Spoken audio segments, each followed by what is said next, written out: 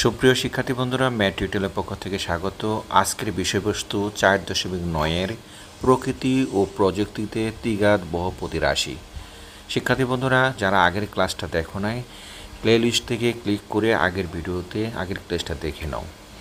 প্রকৃতিতে নদীর গতিপথ, পাশাপাশি পাহাড়ের চূড়াগুলোর উচ্চতা ইত্যাদির আকার দ্বিঘাত বহুপদী রাশির আকারের সাথে সামঞ্জস্যপূর্ণ। এই ধরনের প্রাকৃতিক আকারকে দ্বিঘাত বহুপদী রাশি দ্বারা প্রকাশ করা যায়। এই ধরনের প্রাকৃতিক বস্তুর বৈশিষ্ট্য বোঝার জন্য আমাদের দ্বিঘাত বহুপদী রাশির বিভিন্ন বৈশিষ্ট্য জানা প্রয়োজন। ভিউয়ার্স, এখানে দেখতে পাচ্ছ যে বিভিন্ন ধরনের আমাদের দেওয়া আছে, চিত্র দেওয়া আছে। যেমন এটা একটা দ্বিঘাত বহুপদী রাশি, এটা এখানে বোঝাচ্ছে। অর্থাৎ এখানে এই পাহাড়ের ঘাটটা বিভিন্নভাবে উড়ে নড়ে গেছে। যেমন এটা হলো একটা দ্বিঘাত বহুপদী রাশির উদাহরণ। শিক্ষার্থী বন্ধুরা, এখন আমাদের যেটা বলছে সেটা হলো, এখন আমরা কি করব। এখন বলছে যে আমাদের প্রযুক্তিতে আমরা দ্বিঘাত বহুপদী রাশির আকারের মতো অনেক বস্তু দেখতে পাই, যেমন বড় বড় ব্রিজ, বাড়ির গেট ইত্যাদি। দ্বিমাত্রিক গাণিতিক মডেল ব্যবহার করে প্রযুক্তিতে এ ধরনের মজবুত স্থাপনা তৈরি করা হয়। দ্বিঘাত বহুপদী রাশির বৈশিষ্ট্য পর্যালোচনা করে বিভিন্ন প্রযুক্তির ব্যবহারের মাধ্যমে এই ধরনের স্থাপনা তৈরি করা বলে এগুলো মজবুত এবং টেকসই। তাহলে দ্বিঘাত বহুপদী রাশির উপকারিতাটা আমরা জানলাম। শিক্ষার্থী বন্ধুরা, এখানে যে মডেলগুলো, ব্রিজগুলো দেখতে পাচ্ছ, এগুলো সবই দ্বিঘাত বহুপদী রাশির উদাহরণ।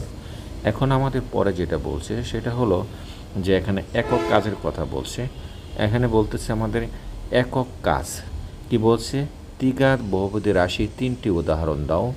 তোমার উদাহরণ সময়ের মধ্যে জ্যামিতিক আকার উপস্থাপন করো এবং প্রকৃতিতে এবং প্রযুক্তিতে কোথায় দেখতে পাওয়া যায় তা লেখো। শিক্ষার্থী বন্ধুরা, এখানে আমরা যেটা করব, 3টা দ্বিঘাত বহুপদী রাশির উদাহরণ আমরা দেব। যেমন আমরা এখানে একটা উদাহরণ দিলাম, কি বলছিল, দ্বিঘাত মানে 3টা ঘাত মানে 3টা পাওয়ার। এটা যদি 3x³ plus 3x² plus 2x plus 1 equal to 0, এটা একটা দ্বিঘাত বহুপদী রাশির উদাহরণ, কারণ এই রাশিতে সর্বোচ্চ পাওয়ার আছে 3। এইটা আরেকটা উদাহরণ দিই, যে 2x³ plus 6x² plus x equal to 0, এটা দ্বিঘাত বহুপদী রাশির আরও একটা উদাহরণ। এবং 3 নম্বর উদাহরণ সেটা আমরা দিচ্ছি, সেটা হলো আমাদের এখানে বলছে যে x²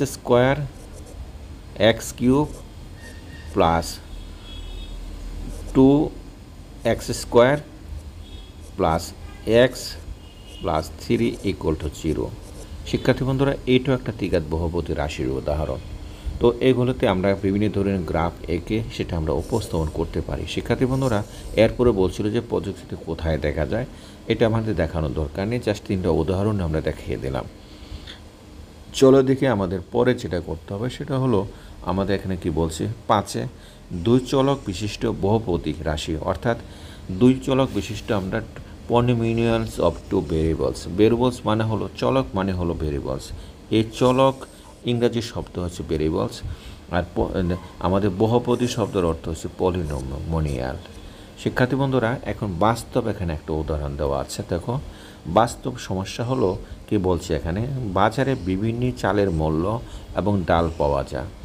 আচ্ছা, চালের কেজি x টাকা এবং ডালের কেজি y টাকা হলে 6 কেজি চাল ও 2 কেজি ডালের মূল্য কত?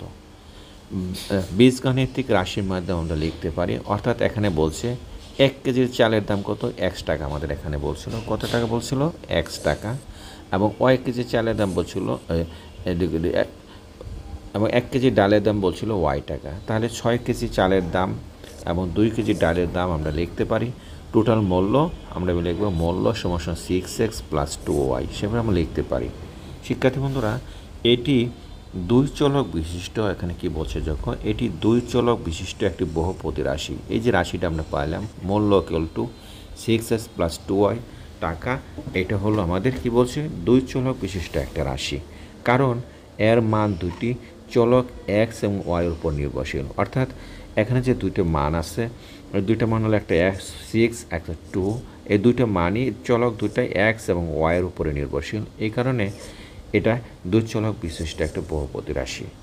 শিক্ষার্থী বন্ধুরা এখানে আরও একটা উদাহরণ দেওয়া আছে, চলো থেকে আমরা পরের উদাহরণটা আমরা খেয়াল করি।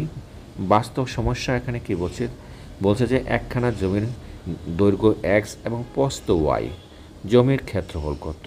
যেহেতু দৈর্ঘ্য এবং প্রস্থ গুণ করে আমরা ক্ষেত্রফল পাওয়া যায়, সুতরাং আমরা কি লিখতে পারি জমির ক্ষেত্রফল ইন্টু দৈর্ঘ্য ইন্টু প্রস্থ, তার মানে এক্স এবং ওয়াই।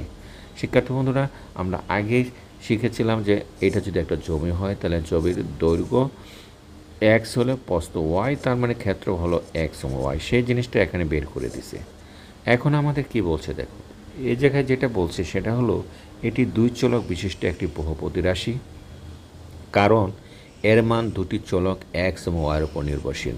আমরা আগে যেটা পড়েছিলাম সেটাই। শিক্ষার্থী বন্ধুরা এভাবে বিভিন্ন বাস্তব সমস্যাকে দুই চলক বিশিষ্ট বহুপদীর মাধ্যমে প্রকাশ করা যায়। নিচের কয়েকটি দুই চলক বিশিষ্ট বহুপদী রাশির উদাহরণ দেওয়া হলো। কী কী উদাহরণ দিচ্ছে দেখো, এখানে কিন্তু এইটা একটা উদাহরণ।